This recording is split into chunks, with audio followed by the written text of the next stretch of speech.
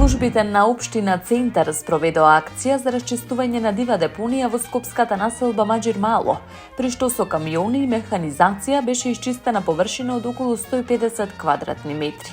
Како што информираат од општината, во рамки на акцијата биле собрани и транспортирани повеќе од 12 тони мешан отпад, кој бил однесен во депонијата Дрисла.